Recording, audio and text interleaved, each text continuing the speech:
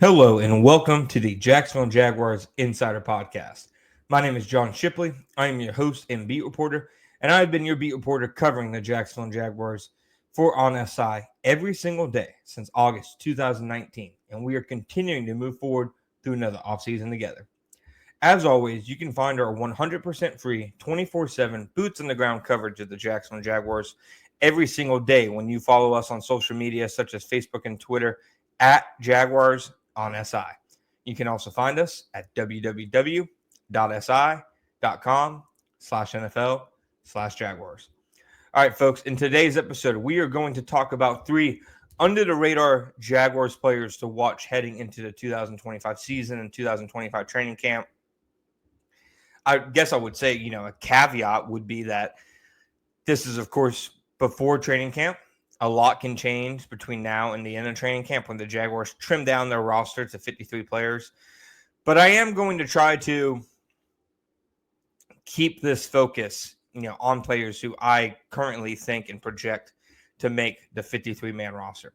I think ultimately probably the most under-the-radar player to watch, a guy who isn't talked about very much at all, but could potentially play a decent-sized role and give the Jaguars some good snaps. Second-year defensive tackle Jordan Jefferson.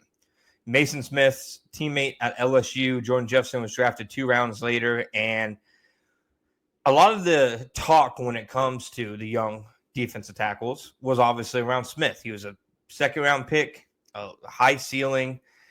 The Jaguars genuinely compared his potential to that of Chris Jones and what maybe he could become after they drafted him. So obviously most of the attention was on Mason Smith and continues to be on Mason Smith.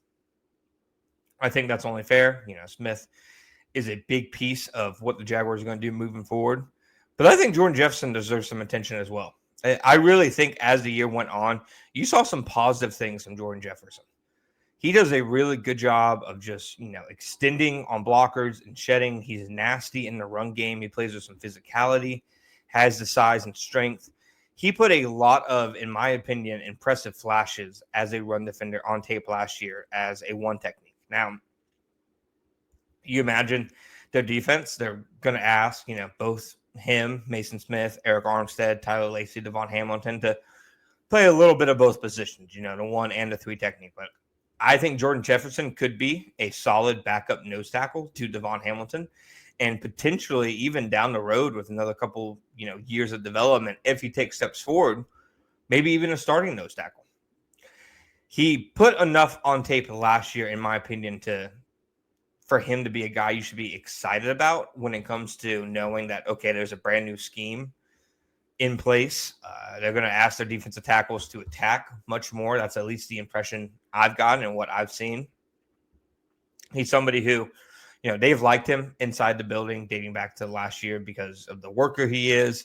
They really commended his work ethic in the locker room, in the weight room, on the practice field last year as a rookie, and have heard nothing different about the guy since. So Jordan Jefferson, I think, actually has some upside. At the very least, I think will play some kind of role in the defensive tackle rotation. Will be, to me, a rotational run defender. Now, being a 4th-round pick of a completely different regime, normally those guys aren't necessarily safe heading into the first couple seasons, whatever you may call it, of a new regime, new coaching staff.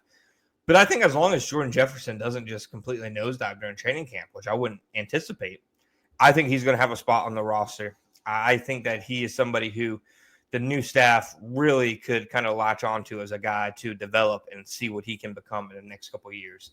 I think he's definitely flying under the radar right now, maybe even for 2025. I think he's a guy to watch definitely moving forward. I think another under-the-radar Jaguars player to watch heading into 2025 season, I'm going to go with Johnny Munt. I think that obviously Munt has a lot of familiarity with what the Jaguars want to do. He played in the Sean McVay offense in Los Angeles. Liam Cohen was there. He played in a variation of it under a Sean McVay disciple and Kevin O'Connell while with the Minnesota Vikings. Kevin O'Connell, genuinely called him the best number 3 tight end in the NFL, which, considering his role and what teams ask out of him, is a pretty good compliment. He's not going to be a game breaker or anything like that. He's not going to be a guy defenses are really keying onto entering the week. But he is somebody who his familiarity with the offense, Grant Udinski was in Minnesota, knows what he brings here. Obviously, Nick Mullins as well at the backup quarterback position. So there is a real, in my opinion, reality where he is just such a smooth translation to the offense that he might be able to produce more than people think. I do anticipate the Jaguars will run a lot of 12, a lot of maybe 13 personnel this year. Use the tight ends in the running game. Use the tight ends to create mismatches formationally. Use the tight ends for, play action. Use the tight ends in a variety of ways. I think that the Jaguars will be much more creative in their tight end usage in this offense. And Johnny Mundt is somebody who seems like he can do a little bit of everything. He can block. He can be a move guy to an extent. I, frankly, was more impressed by him during the offseason program than I anticipated I'd be. He's a really smooth player, really good hands, had some really nice red zone reps throughout the course of the offseason, even in competition reps against the defense. So I'm not saying, project him to catch 50 passes or 700 yards or 6 touchdowns or anything like that. But I do think, there's a genuine path to him having more production, especially early on in the season, than people might anticipate for a number 2 or even number 3 tight end. I don't know if it's fair to say whether him or Hunter Long or number 2 or number 3. It kind of seems like they're a little bit together and they're just the backup tight ends. There isn't one ahead of the other. But I think Johnny Mundt is definitely in a scenario where he can produce more so than anybody anticipates for him to. Finally, the last under-the-radar player I have heading into the 2025 season, somebody who wasn't under the radar a year ago, signed a big contract with the Jaguars in free agency last March. I'm going with veteran safety Darnell Savage. I think Savage, you just see he has a different skill set than the other safeties at practice. He is, to me, the best athlete that they have at safety probably. He's very dynamic, very explosive, has also, in my opinion, maybe the best ball skills at a position there. He definitely battled with things last year. He had the hamstring injury, and then after it looked like he was the slot, defender, really shined there for the first few weeks. And then they moved him to safety because they were clearly having issues at safety. Antonio Johnson's development, things seemed like they were coming at him a little fast, obviously. So he goes back to safety, the role he kind of played in Green Bay. And it definitely felt like much less of a playmaking role. Felt like it took him out of the game a little bit, in my opinion. So now you project him to this new Jaguars defense. Well, it looks like, again, probably safety. They have Jordan Lewis projected to play inside. Jarian Jones can also play inside. Darnell Savage obviously can play inside like he did last year. Travis Hunter can play inside. It seems like Savage, his best chance of getting on the field would be at safety, whether that's in 3 safety looks, whether that's starting across from Eric Murray to start the season off. I think that the different things he brings to the defense, just in terms of his pure athleticism and playmaking ability, added in his veteran experience, to me, he's the best option to be the number 2 safety to start the year, even over guys like Dewey Wingard and third-round pick Caleb Bransaw.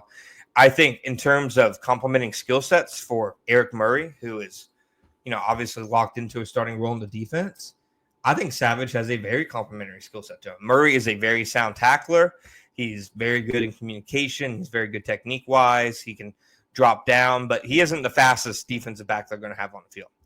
Savage would legitimately have an argument for that. So I think there is a role that Savage can play on this Jaguars defense, but after all the guys they've added this season, like I mentioned, Eric Murray, Travis Hunter, Jordan Lewis to kind of take away the nickel role, it doesn't seem like Savage is talked enough, in my opinion, or as much as maybe a guy who could be a potential starter is.